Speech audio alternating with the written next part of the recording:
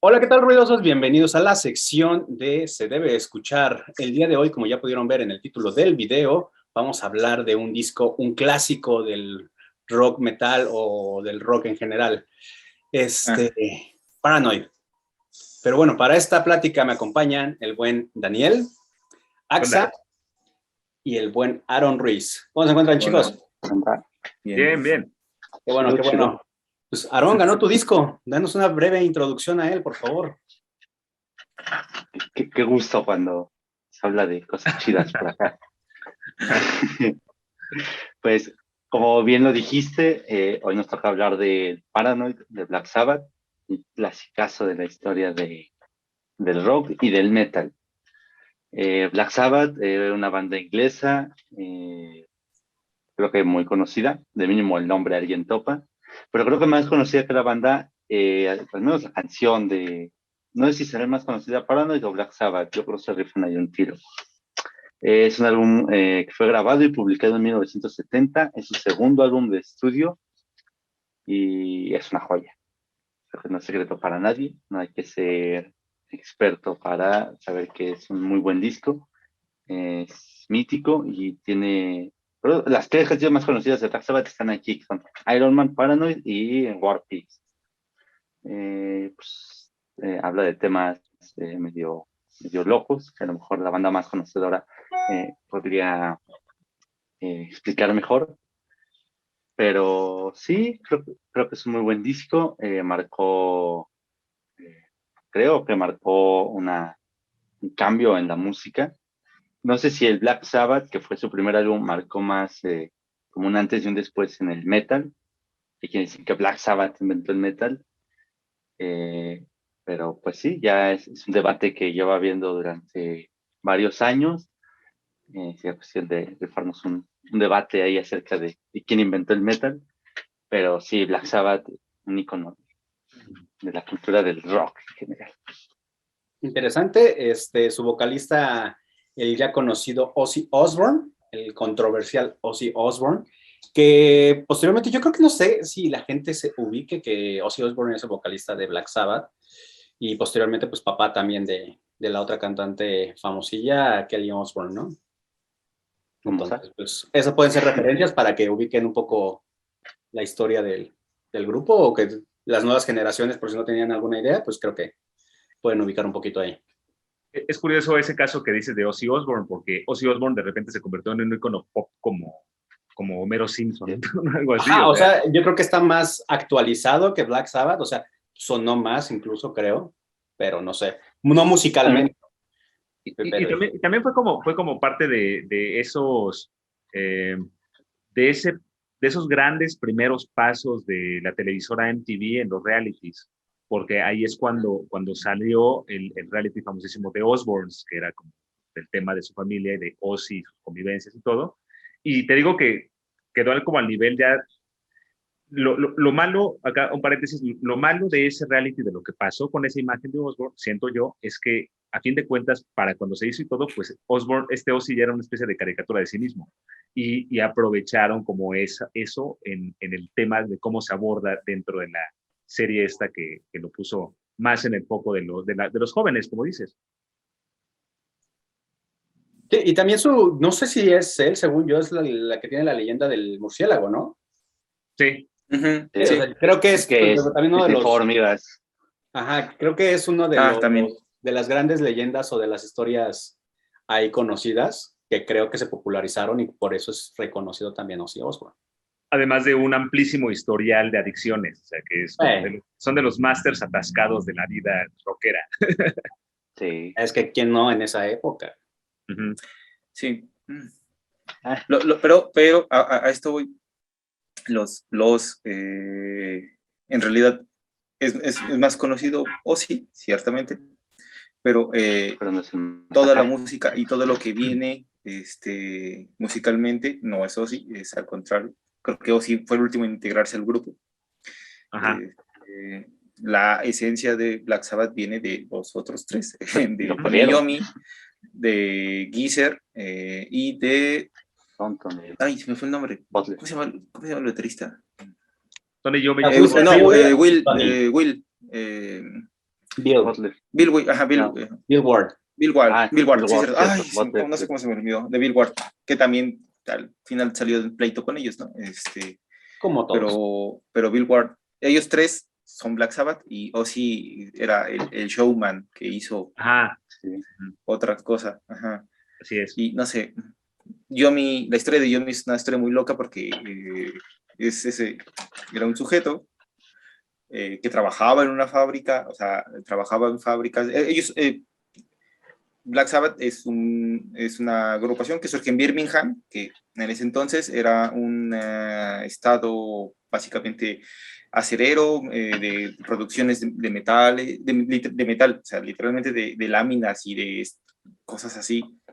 Y recuerdo que según lo que recuerdo y lo que había visto y había leído, Yomi en realidad viene de una familia que hacía música desde antes, pero creo que eran como, su familia era como acordeonista o una cosa así, o sea, él empezó a tocar música con el acordeón o una cosa así bien rara.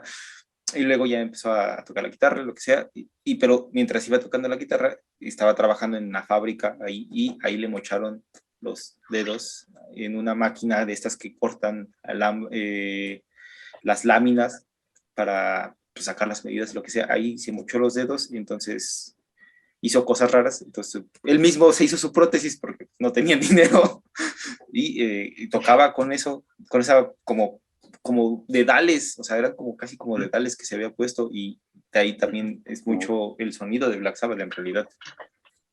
De hecho hay por ahí cronistas que dicen que el verdadero origen del heavy metal es el accidente de Yomi. Sí, Porque por eso le bajaba el tono. Porque por ello usó sus prótesis y por eso suena así, sonó así esa lira. es toda una leyenda el señor Yomi. Don Tommy Iommi, que es sí. uno de los mejores guitarristas del mundo y le faltan dedos. Sí. Y mira, él también dijo que una de sus razones para que dije, no, pues yo voy a seguir tocando aunque me falten los dedos, es que Django Reinhardt, un súper guitarrista de ascendencia gitana o romaní, también tuvo un accidente. Él se quemó los dedos porque pues viajaban en caravanas, pero hubo un incendio en uno de los carros, algo así. Entonces como que se quemó estos dedos y entonces tocaba así, igual con 3 dedos. Entonces, si Django Reinhardt, que era un excelente guitarrista, puede tocar sin 2 dedos, yo también, ¿no?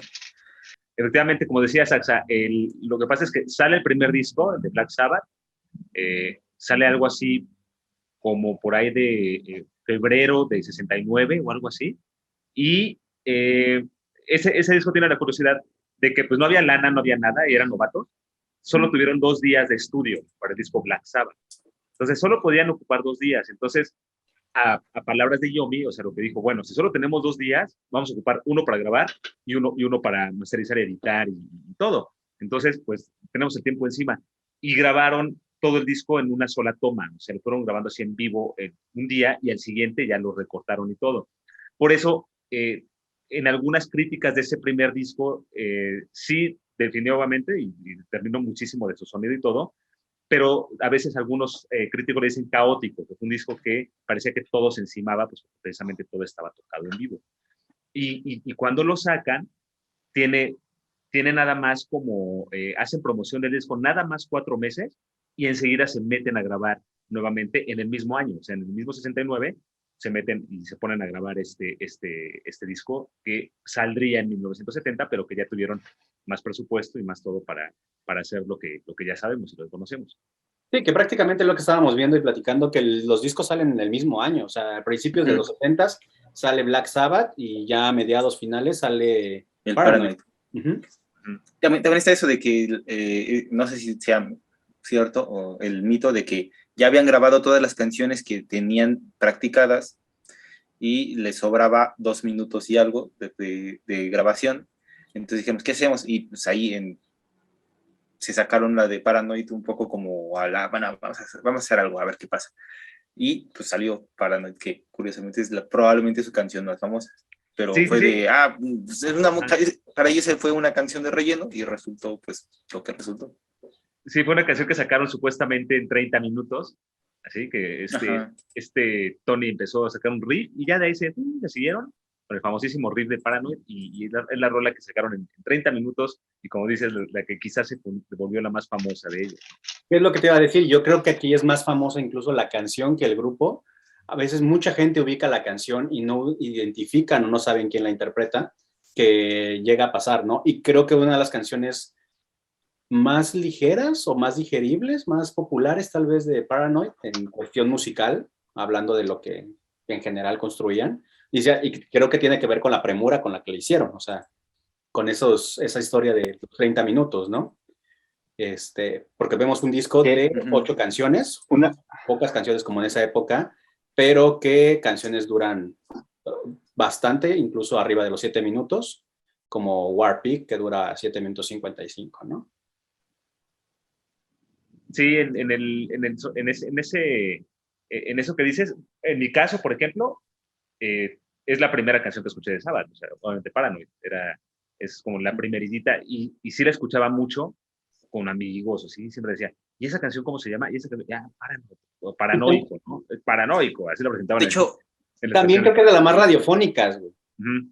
O sea, creo que Universal Stereo y todos son de las canciones que todavía se daban el lujo de pasar, porque muchas canciones no las pasaban realmente, o sea, había una censura por ahí o ritmos que no eran tan aceptados que... Ajá. Hablando nada más rápida y brevemente sobre esta cuestión de la censura, hay que señalar que en realidad el Paranoid no se iba a llamar Paranoid, sino que se iba a llamar Warpix. Pero pues estaba en ese momento en la guerra de Vietnam, entonces la productora dijo, no puede llamarse Warpix. Entonces, pues, ¿cuál? Sí, pues bueno, pues le pusieron Paranoid. Y eso tiene relación con la de la portada, porque la portada siempre, ¿qué es la portada? No, ¿qué es eso? Resulta que es un tío de alguno de ellos, tenía un escudo y una espada, y pensando ellos que se iba a ser Warpix, pues pusimos a un sujeto como en una pelea de una guerra medieval ahí toda rara. Entonces esa es la portada. Tiene más sentido si el disco se llamara Warpix, esa portada, que el disco que con esa portada es que se llama Paranoid, porque no tiene nada que ver. Sí, así es. Y también, bueno, dato curioso todavía más rápido, en realidad Warpix es una como reversión de un demo anterior que tenían que tenía que ver más con cosas como de brujas, que según recuerdo se llamaba Walpurgis o algo así, que era como la narración ahí rara, pero o sea, hay una versión, o sea, es la misma canción con cambios en las letras, pero está Walpurgis y está Warpix. Entonces, eso es más o menos lo que recuerdo, no sé. Sí, a lo mejor Daniel sabe más. Pero bueno. y que tiene que ver con eso, porque precisamente la temática del primer disco y todo era un poco más psicodélica y así fantasiosa. También tiene que ver con todo el tren de finales de los 60 que había. O sea, en ese momento también estaba grabando, o sea, Pink Floyd en el 67 había sacado su primer EP, estaba también por Deep Purple, pero era como más psicodelia y más alucine total, ¿no? Pues estaban entrándole todos durísimo al LSD y estas ondas. Y ese Black Sabbath, ese primero, tenía más que ver con esa cosa más fantástica, y ese dato que da AXA, efectivamente, fue como de un outtake de esas primeras sesiones. Pues un disco que también bastante controversial en las cuestiones de que ya hemos mencionado, y también porque estuvo relacionado o se mezcló en historias externas, como uno de que una enfermera gringa se quitó la vida, ¿no? Y lo único que tenía como pues, ahí cercano en la tornamesa, el disco de Paranoid, y ahí también se lo adjudicaron el muertito, de decir, si escuchas esa música, es de música de locos, y aparte que es un género relativamente nuevo, como hemos dicho, Black Sabbath prácticamente se considera el padre de el metal, entonces que también no fue tan bien aceptado, y a los que lo escuchaban, pues eran considerados drogadictos, que a muchos sí.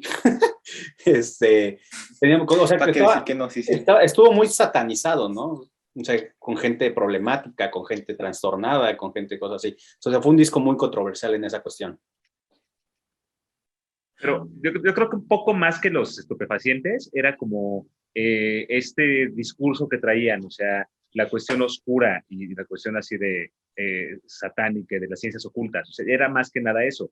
digo, del primer disco ya se veía así, la portada del primer disco es igual muy controversial, esa foto que es toda tétrica, y ya se fueron como ganando la fama de, pues estos son medio brujos, ¿no? De la que larre andan, y fue permeando como igual todo lo que luego simbolizó, usó como simbolismos para el heavy metal, que es como todo el uso de cuestiones de la muerte, oscuras y todo, y sí, lo empezaron a asociar con ese suicidio, con esas otras cosas que según pasaban y le atribuían a que eran bajo la influencia de esa música satánica y todo eso que empezaba a permear. Pero tampoco es gratuito porque, pues digo, la temática del disco de este segundo, el de Paranoid, pues sí son letras muy oscuras, o sea, es un disco apocalíptico y es un disco que habla de problemas densos que estaban sucediendo y los pone también ahí en la lírica. Porque sí se decía que eran satánicos, sino que no sé qué tanto y cosas así, pero ellos dicen, no, la verdad es que Ajá. no. Y hay una Zeppelin. historia muy... Iban a misa Ajá. todos los domingos. Hay una historia muy graciosa porque ellos usaban crucifijos y me parece que fue la abuela de Geezer o un pariente que les dio esos crucifijos porque si no, usted no está haciendo cosas raras, tengan esto para que se cuiden. O sea, venían de familias Católica. pues, muy cristianas en realidad, o sea, muy católicas. Entonces, pues ellos estaban en sus ondas, entonces pues, nunca se asumió o nunca se han asumido como satánicos o que van en contra, ¿no? Pues solamente estaban haciendo música, como dice Daniel, tal vez con temáticas muy oscuras, con temáticas muy densas que no se abordaban comúnmente y al menos de esta forma, y pues dio pie a esas interpretaciones pues, y sobre todo prejuicios en torno al heavy metal, pero creo que es algo que más o menos ya lo habíamos comentado, pasa con todo nuevo género, con todo nuevo género musical o toda nueva expresión resulta pues muy criticada, puedes no gustarte o lo que sea, pero hay ese proceso de primero como algo nuevo, desconocido, se critica y luego poco a poco se va asimilando hasta un punto de que, pues ya, o sea, es la cosa más común y más comercial y los tienes tocando en el Foro Sol, ¿no? Y pues sí, eso básicamente.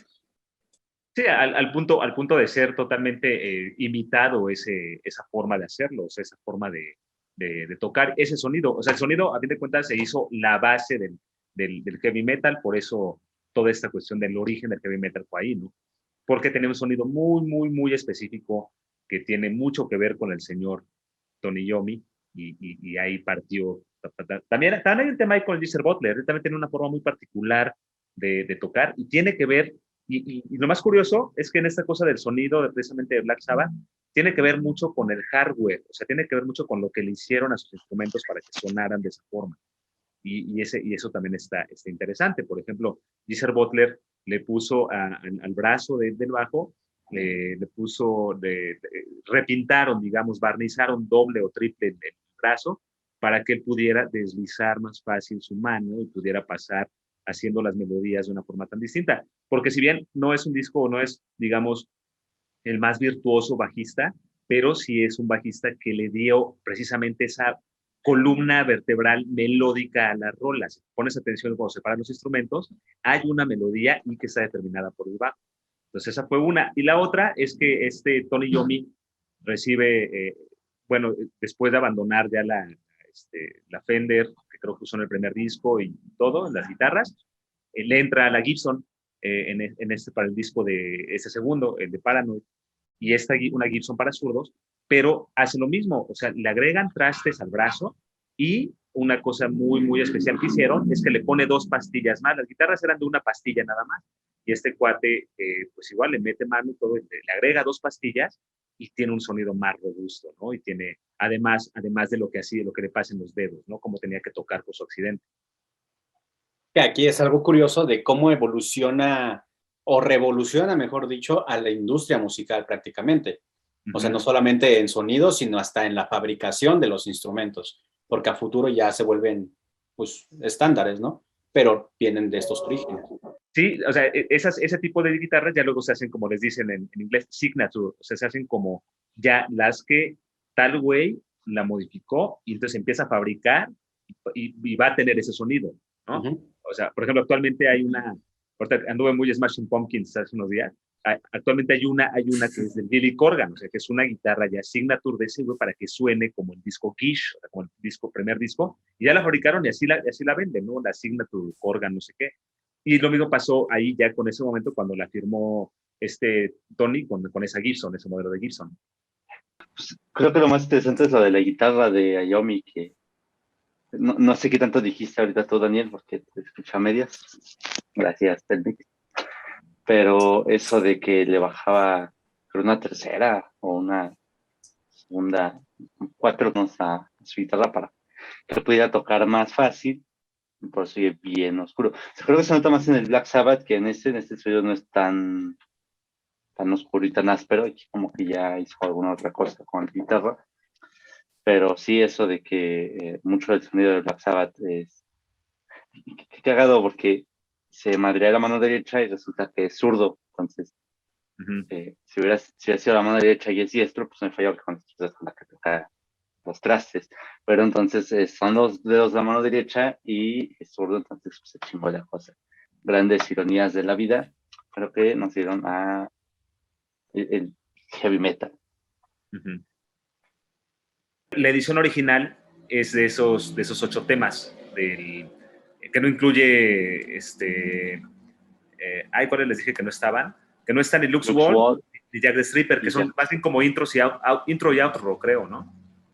Es algo raro, porque según yo he escuchado la versión remasterizada que sí trae esas versiones y la original, y lo único que cambia es el título de las canciones, porque es Four Pigs de una Lux Wall, pero no cambia nada en la canción, y es Jack the Stripper de una Fairies Wear Boots.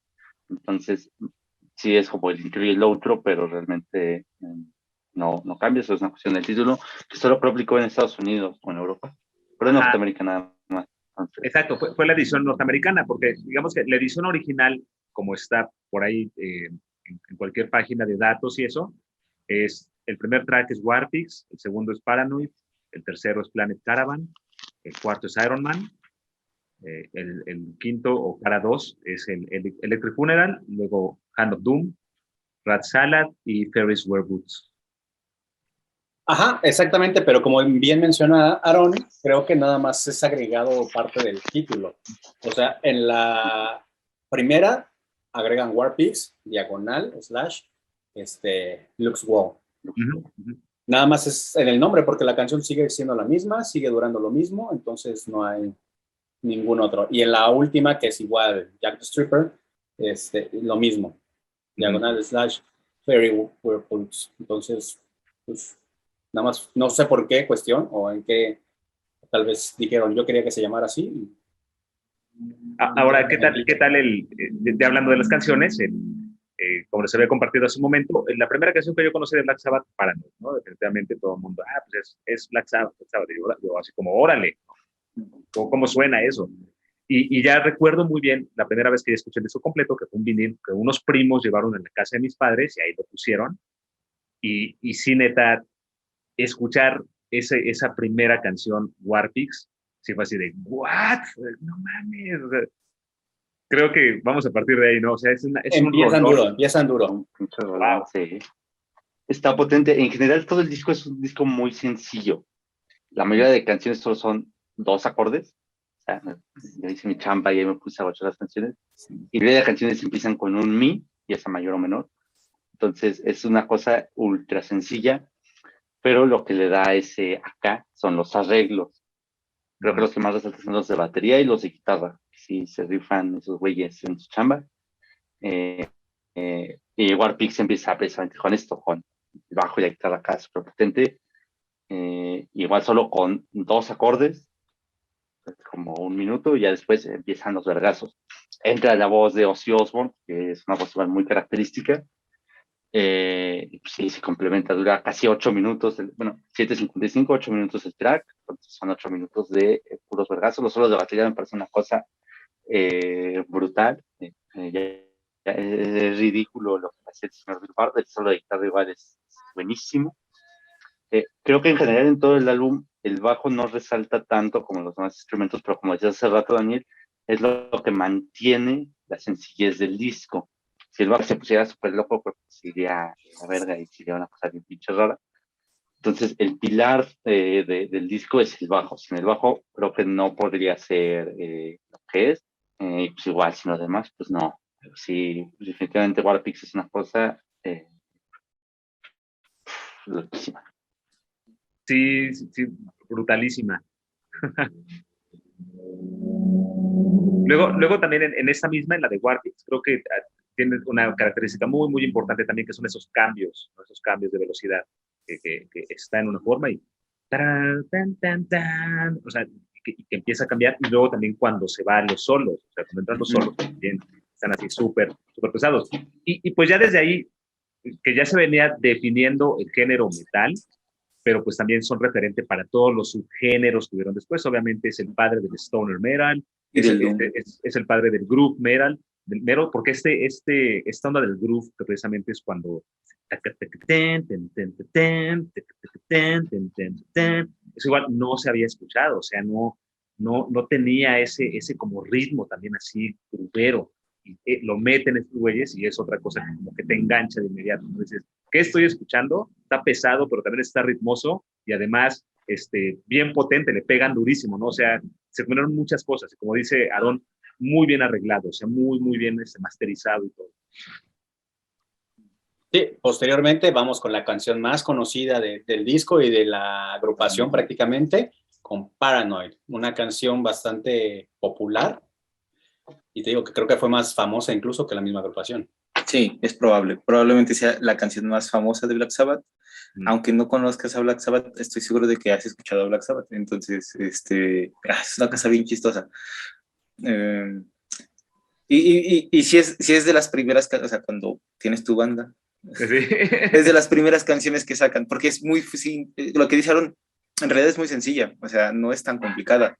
Y pues, son de las primeras canciones que sacan la banda, ¿no? Está chistosa. Ahí comparando hace rato, me acordé que iba a decir el riff de Paranoid. No sé si lo había leído o solo me di cuenta o alguien me dijo. Yo me dijo mi mamá. No sé. El riff de Paranoid suena mucho a una parte en la canción Dazed and Confused de Led Zeppelin, el primer álbum de Led Zeppelin. A la mitad hay una pequeña parte, es como un interludio, y suena un riff que es el riff de Paranoid de Black Sabbath. Ah, claro, hay sí, una controversia medio. Igual cuando Ajá. cambia y sube de velocidad, ¿no? Sí. Igual rolazo eso de Dazed and Confused. Sí, eso Mira, ahí sí entiende la controversia porque no es por nada, pero pese a lo que me gusta Led Zeppelin, tienen toda la fama y más que ganada de plagio. Plagios. Sí. Pero Led Zeppelin 1 salió en el 69. Eso es a lo que voy, pero salió antes. Sí, es la gran ironía del siglo. Sí. Que no dudo que hayan sido compas, en alguna peda salió eso, o algo, no sé, no dudo. No, creo que no se llevaban bien, ¿eh? Creo que Led Zeppelin... Pero no dudo que se conocieran, güey. Les echaba pestes a Black Sabbath, sí, según yo recuerdo. Sí, y de hecho los Black Sabbath, sí era esto, el Tony, el Geezer y todos esos güeyes, sí estaban como en otro nicho, sí eran como más freaks que ese resto. Luego nos vamos con Planet Caravan, que igual le baja los decibeles, pero creo que bastante bien, o sea, no, o sea, la comparación de lo que veníamos escuchando de Warpig y Paranoid, creo que está mucho más tranquila, pero creo que bastante bien, o sea, no se vuelve tampoco tan fuera del lugar del disco. No, creo que está ubicada ahí porque estas dos primeras canciones están, la de Warpix es muy potente, Paranoid es demasiado rítmica y es muy rítmica, es muy prendida. No sé cómo decirlo, está prendida y está como hasta bailable, si quieres decirlo de esa forma, que no, pero bueno, y esta es como que ya, una pausa. Caravan es como, Planet Caravan es como, ya, a ver, vamos a respirar un poco y luego seguimos.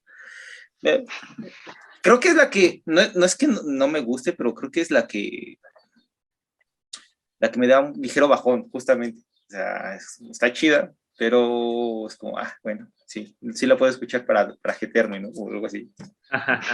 Sí, o sea, sí le da el bajón, pero no sale como en otros discos que hemos discutido, que cambia incluso hasta como del género, ¿no? Sigue siendo como que igual, pero sí baja el ritmo, la tonalidad, se va más relax, pero sigues manteniéndose ese sonido. Entonces, creo que lo hacen bastante bien. Sí, y a la cuestión de cómo inicia, o sea, venimos como de este gran grito potente de Warpix, el grito de guerra, digamos. Luego nos damos a esa rola más rítmica con Paranoid, si te mueves, digamos. Y acá, como dice, sí baja, pero creo que tiene un encanto muy, muy chido Planet Caravan, que sí baja, pero como si bajara a una densa neblina y te metes en un vuelo más bajo y oscuro. Y de hecho hasta las vocales de este Ozzy son como más de lamento, como ya luego lo hacen otras rolas en otros discos, así como más de lamento, más por abajo.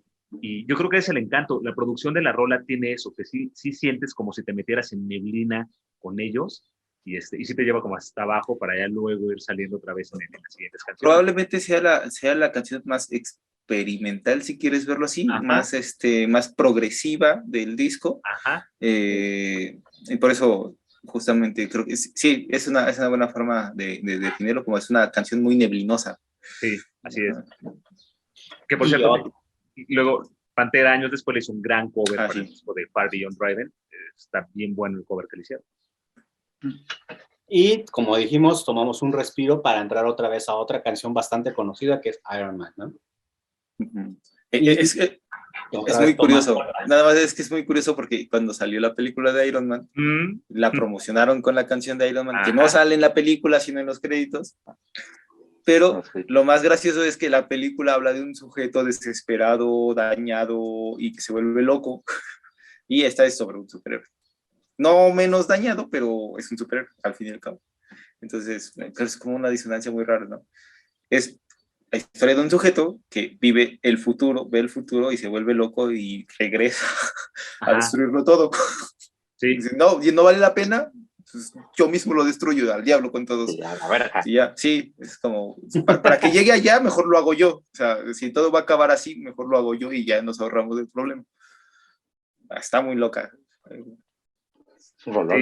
Sí. Y en esa, pues otra vez, ¿no? Un riff súper identificable. Mucho más tranquila, también está muy tranquila hasta solo, pues lo que son vergazos. Pero sigue sonando potente, o sea, es lo que te digo. Tranquila, pero potente. Sigue manteniendo y respetando su sonido, o sea, es algo que me gustó del disco en general, güey. Y posteriormente pasamos a Electric Funeral. Esa fue la primera canción que yo aprendí completa en la guitarra. Fue mi primera guitarra. Órale. No me preguntes por qué, creo que había escuchado el Paranoid completo, pero puse el y dije, está fácil. No sabía hacer mucho y la saqué. Ya no me acuerdo bien del solo, pero sí fue lo primero y la mama. Esa es la canción más stoner, creo yo. O sea, según yo, es la que tiene más de ese tono que luego se aplica al Master of Reality, ¿no? Y pues, no sé, está muy loca. Es que suena muy distorsionada, esa es la cosa. Está muy stoner esa canción, esa rola. También creo que Hand of Doom es más oscura, pero esta sí determina igual muchas cosas del sonido ya de Sabbath, ¿no? De lo que va a ser. O sea, sí firman muy, muy cañón los stoner, que también a lo que se le rinde culto posteriormente, y es una extraordinaria rola. Creo que ya dándole más vueltas al disco, ya cuando lo empecé a escuchar más y todo, creo que fue enseguida de los hits, digamos, lo más conocido, la que así me atrapó. Dije, no manches, ese cambio que tiene en el primer tercio posterior está brutal. O sea, era una cosa que tampoco había escuchado y tampoco así de denso, ¿no? Así de pesado. Creo que es la rola en la que todos se rifan así súper machín. La batería también suena bastante fuerte. La voz de Tony Iommi, que estas notas bien perras altas que solo Dios sabe cómo el diablo sabe cómo las llega. Igual el bajo resalta muy machín.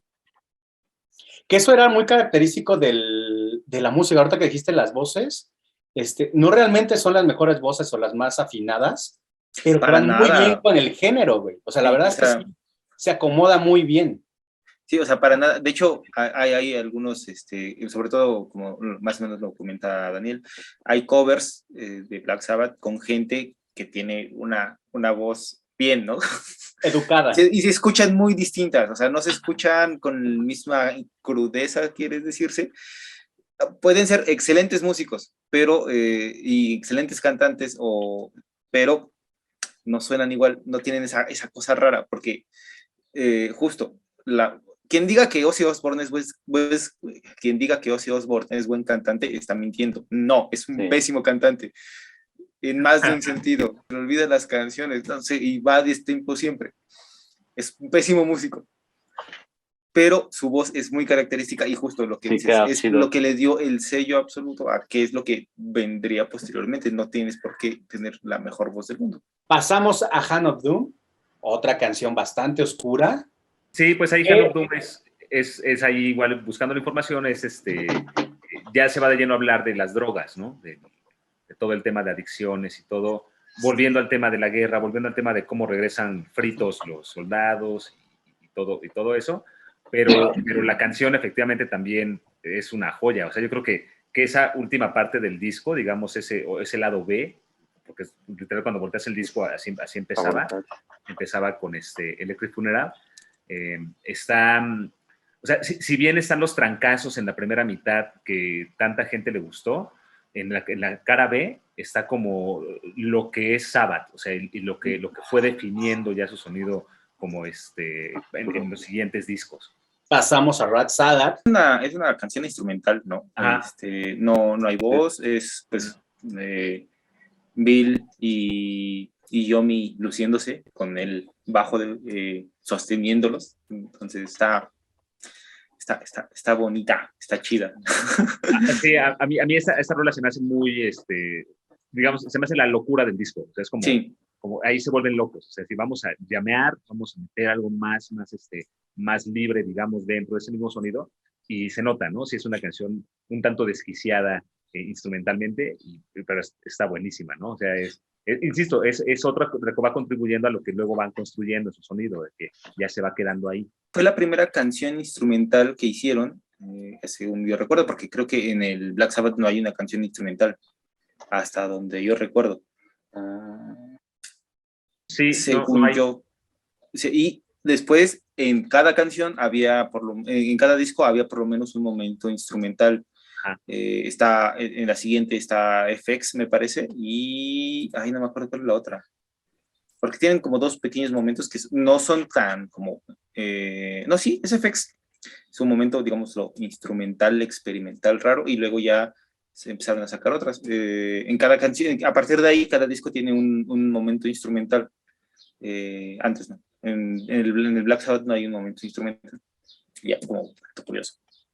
Supongo. Sí, como que ahí lo introducen y ya para hacerle una regla, ¿no? En sus siguientes obras. Y cerramos con un buen broche, no sé si es broche de oro, pero Ferris Wear Boots. En esa última canción creo que tiene algo muy, muy característico y que igual a lo mejor fue, vamos a ponerlo, innovador entre comillas, que precisamente cuando crece la rola y entra este riff, este solo de Tony, digamos que empieza creciendo, pero curiosamente cuando está creciendo la rola se va en fade out. O sea, y es cuando se desvanece la canción, ¿no? O sea, es algo muy, muy, muy raro. O sea, la primera vez que lo escuché se me hizo muy raro por lo que venían haciendo en las otras rolas, que era como un poco más contundente, y que ahora cuando sube es cuando se va la rola. Y se me hizo muy, muy, muy curioso. No investigo un poco más por qué deciden terminar de esa forma, pero se me hace curioso en muchas bandas y mucha música, tanto las intros de fade in como los finales del fade out. Son decisiones muy interesantes, y en esta se me hizo una decisión un poco extraña dado la potencia que venía en el disco, ¿no? Como terminar y justo cuando estaba arriba ese riff, ese solo, y bueno, nada más sale así se desvanece, pero está bien bueno. O sea, cuando entra ese momento de la canción es otra joyita. Y así concluye el disco con esta musicalización, y pues vamos a mencionar las 3 canciones favoritas del disco y la calificación que le dan a este disco. Realmente yo creo que es un muy buen disco. Empiézale, Daniel, por favor. Sí es difícil, pero bueno, ya lo dije hace ratito, creo que la primera pues sí podría decir que es Electric Funeral para mí, ya escuchándolo más el disco. La número 2 podría decir que sería War Pigs. Es un rolononón, sí se me hace muy, muy impresionante. Y cuando la fui conociendo a Sabbath cada vez más, pues sí se me quedó como una super bandera, ¿no? Esta canción de War Pigs. Y la tercera, Hand of Doom. Son las tres que me gustan más.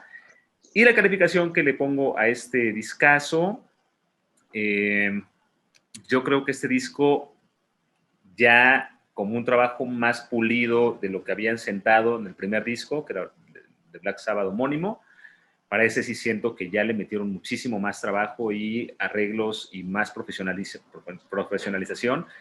Y la calidad de las canciones creo que es muy parejo, creo que es un disco muy, muy parejo, o sea, no se pierde tanto, salvo esa atmósfera que nos pone Planet Caravan, pero yo creo que es solo atmosférico, no pierde calidad. Yo creo que este disco, para mí, un 9.5, es muy buen disco y es un total referente en la historia, de los más importantes de la historia. ¿Axa? Yo como favoritas del disco, supongo que me gusta demasiado Hand of Doom. Entonces yo creo que pondría Hand of Doom, War Pigs, y luego supongo que también Electric Funeral, pero sí, me diría así.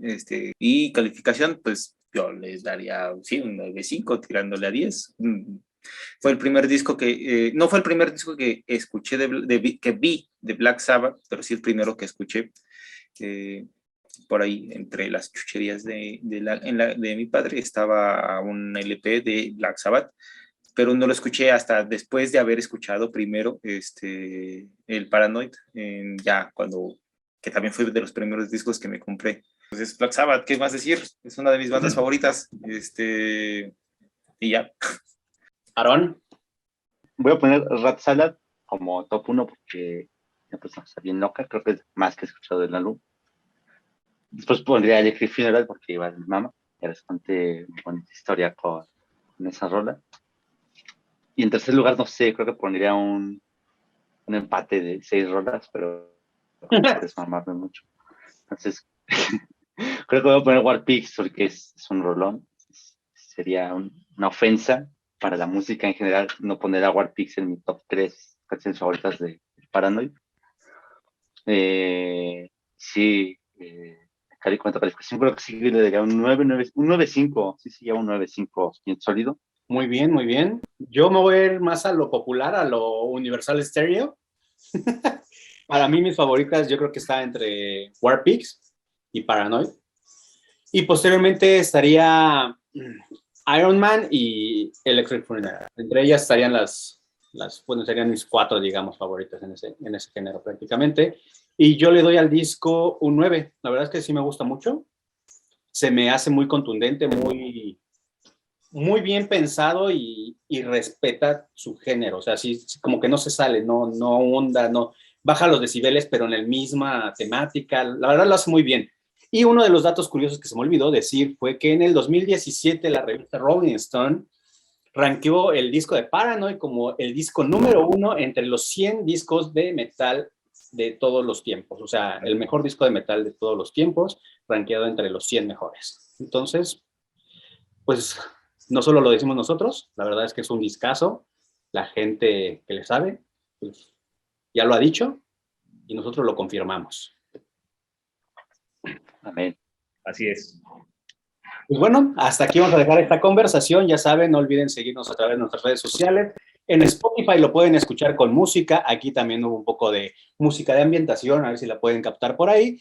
Y no olviden participar en las votaciones para que platiquemos de más música en este espacio. No olviden seguir a Daniel en su programa cinemático, el cual ya saben. Por favor, Daniel, danos horas, fechas y demás que podemos ver en cinemático.